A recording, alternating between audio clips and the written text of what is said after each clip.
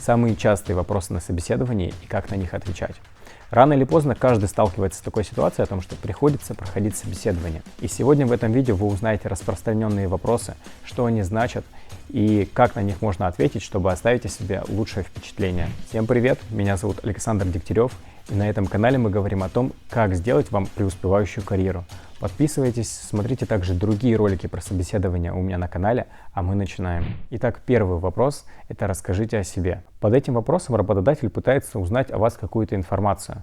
Но тут важно понимать о том, что когда этот вопрос вам задают, о вас пытаются узнать не какую-то личную информацию, а наоборот о вашем трудовом опыте. Поэтому ваш ответ нужно выстраивать с точки зрения вашего трудового опыта. Например, вы можете рассказать, как ваш прошлый жизненный опыт совпадает с текущими задачами, которые вы будете выполнять на текущем месте. Прекрасным ответом будет, если вы подметите, как ваш прошлый рабочий опыт будет совпадать с текущими проектами, с текущими задачами, с которыми вы будете сталкиваться. А если опыта работы нет, то можно будет подметить, как ваш школьный жизненный опыт, как ваш студенческий опыт, как ваш опыт с каких-то темок, которые вы ранее делали, поможет выполнять текущие задачи. Поэтому посмотрите описание вакансии и подумайте, как ваш опыт мэчится с этой вакансией. Далее следующий вопрос. Расскажите о своих недостатках.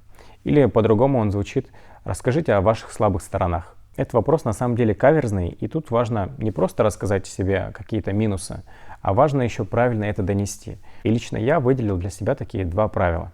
Первое правило – это важно говорить о тех качествах и скиллах, которые будут, во-первых, релевантны на данной работе, и, во-вторых, они будут возникать в определенных каких-то обстоятельствах. Например, работая в продажах и проводя встречи с клиентами, в каких-то определенных стрессовых ситуациях я мог забыть после встречи что-то сделать или о чем-то вспомнить. А второе важное правило – это донести, как вы работаете над своим недостатком. Поэтому, чтобы что-то не забыть, я прямо во время встречи ставил себе напоминания в календарь, и это меня очень сильно спасало. То есть по итогу мы говорим о том, что да, смотрите, у меня есть реально такой недостаток. Но благодаря тому, что мы говорим, как мы над ним работаем, мы не создаем из этой ситуации какую-то проблему, а это просто вопрос, который можно решить. Следующий вопрос – это почему мы должны взять именно вас. Здесь важно будет просто донести рекрутеру, как вы соответствуете всем требованиям для данной работы. Хорошим вариантом ответа можно будет сказать так: как я понимаю, вы ищете такого человека. И далее просто идете по списку и рассказываете, как вы будете закрывать все эти требования, все эти потребности к данной работе. Здесь главное просто стремиться к конкретике и подмечать, что вас делает подходящим для данной роли. Следующий интересный вопрос – это где вы видите себя через 5 лет.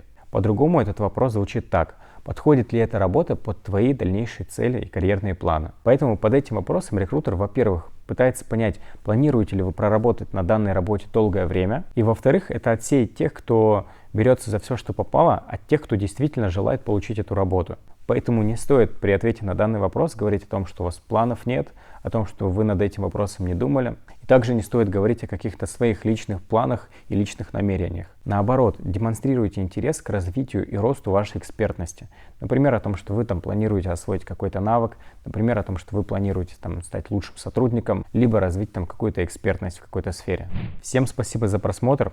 Пишите в комментариях, какую пользу для себя получили. Ставьте лайки, подписывайтесь на канал. Обязательно посмотрите этот плейлист с видео, потому что я разбираю эти же вопросы, но более детально и более подробно, чтобы у вас была возможность подготовиться. Но для тех, кто готов идти дальше и уверенно получить свою работу, есть ссылка в описании, где вы можете узнать, как я смогу вам помочь получить желаемую работу.